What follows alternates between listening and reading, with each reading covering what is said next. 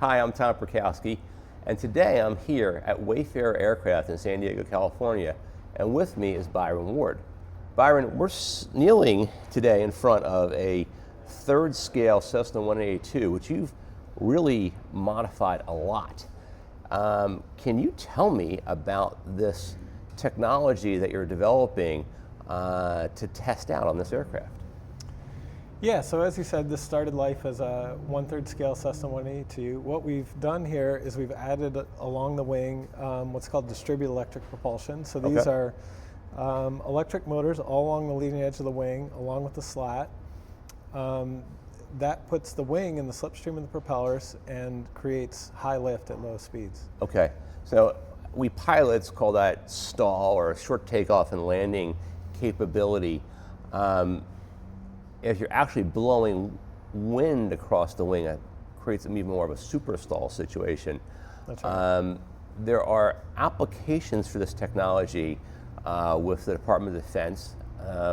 Right now, we need to move things into islands and whatnot with aircraft where there may not be a lot of runway.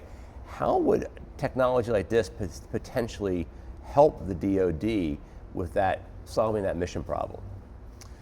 Yeah, so one of the problems with aircraft has always been that you need infrastructure on the ground, and usually the more capable the aircraft, the more infrastructure you need, which means bigger, longer runways, and of course those are vulnerable in a conflict. And so this type of technology allows the aircraft, or any aircraft, to operate from a smaller ship, from a runway that's been degraded or bombed out, even from a road or something like a short, dirt strip in the middle of a jungle. Right. Anything, almost anything can be a runway. Okay, and you've shown me what a kind of a full scale mock-up of this wing is going to look like, and these are eventually going to stow away, kind of like landing gear stows away on an aircraft to clean it up, make it more efficient in flight. How do you do that? And so, what's the theory around that? How's that going to help the aircraft? Yeah, so exactly what you said. In the configuration that you're looking at is what we would see during takeoff and landing. In cruise flight, all the motors here along the leading edge, as well as the slat, will all fold into the wing with a pretty simple mechanical linkage. And what that does is it cleans the airplane up so that you get that super stall capability, and you still get the range and the payload and the speed of a traditional aircraft. Cool. So what's next here?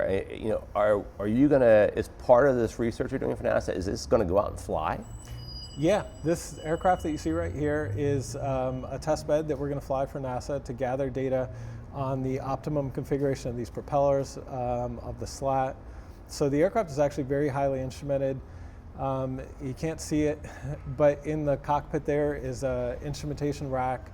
We collect hundreds of parameters, everything from the motor temperatures to torque to the speed you're flying through the air, the attitude you're flying through the air. And so that lets us really hone in on the ideal configuration for a full-scale aircraft. Excellent. Well, you're going to have to invite us back again when you're flying this to get some video of how this whole system operates. Yeah, looking forward to it. Awesome. So from San Diego, I'm Tom Perkowski, along with Byron Ward. Let's see some flying people. Thank you.